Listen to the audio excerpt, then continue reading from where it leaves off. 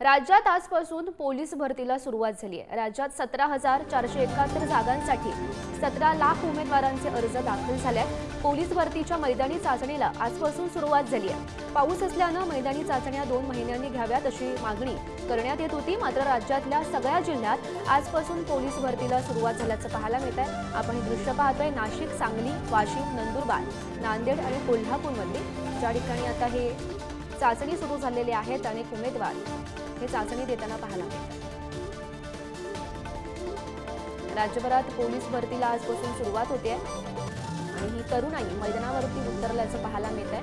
आपण दृश्यांच्या माध्यमातून सुद्धा पाहू शकतो।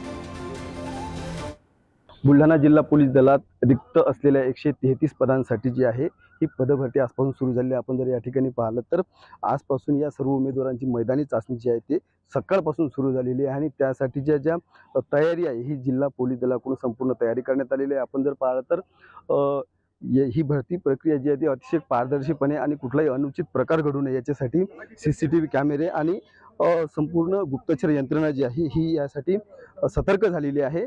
आणि या संदर्भात अधिक माहितीसाठी जे आहेत हे आपल्यासोबत जिल्हा पोलीस अधीक्षक सुनील कडासने साहेब आहेत। सर, आज सकाळपासून रिक्त पदांसाठी पोलीस शिपायांची जी मैदानी चाचणी उमेदवारांची सुरू झालेली आहे, कशा पद्धतीची एकंदरीत तयारी करण्यात आलेली आहे, किती रिक्त पद आहेत आणि किती आवेदनपत्र आपल्याला प्राप्त झाले? 233 वेकन्सीज 133 वेकन्सीज बुलढाणा जिल्ह्यामध्ये आहेत। त्याच्यापैकी 8 पदं ही बँडमध्ये भरायची आहेत। या एकूण 133 पदांसाठी 10,236 आवेदनपत्र आपल्याकडे आलेले आहेत। आता त्या संदर्भामध्ये आजपासून आम्ही भरती सुरू केलेली आहे। सकाळी 5 वाजेपासून सगळे उमेदवार आम्ही इथे आहोत। पहिले त्यांची एंट्री आणि त्यांचं बायोमेट्रिक जे व्हेरिफिकेशन आहे ते आम्ही करून घेतो आहे। डॉक्युमेंटेशन आहे, त्याच्यानंतर त्यांना आम्ही 1600 मीटर जी रनिंग आहे त्यासाठी आम्ही पाठवतो आहे। त्याच्यानंतर 100 मीटर्स आहेत, गोळाफेक आहे, महिलांसाठी 800 मीटर आहे। अशा वेगवेगळ्या फिजिकल टेस्ट ज्या आहेत या पार पडून त्याच्यामधून जे पास होतील मुलं त्यांना आम्ही रिटर्न टेस्टसाठी बसवू आणि त्याच्यानंतर त्यांचा रिझल्ट देऊ। बघा, सगळे मुलं ग्रामीण भागातले आहेत आणि नोकरी मिळावी या दुर्दम्य इच्छाशक्तीने आणि गरजेपोटी मुलं येतात।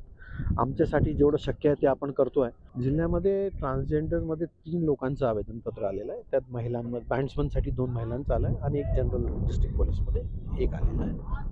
नक्कीच या ठिकाणी जर आपण पाहिलं तर कुठलाही भरती प्रक्रियेत अनुचित प्रकार घडू नये किंवा ही अतिशय पारदर्शी ही प्रक्रिया पार पडावी यासाठी जिल्हा पोलीस प्रशासनाकडून जे आहे CCTV कॅमेरे असतील, त्याचबरोबर ही इन कॅमेरा जे आहे या ठिकाणी भरती प्रक्रिया पार पडत आहे आणि सोबतच गुप्तचर यंत्रणा जी आहे ते देखील या ठिकाणी सतर्क झाल्याचं आपल्याला पाहायला मिळतंय। संदीप वानखडे, पुढारी न्यूज, बुलढाणा।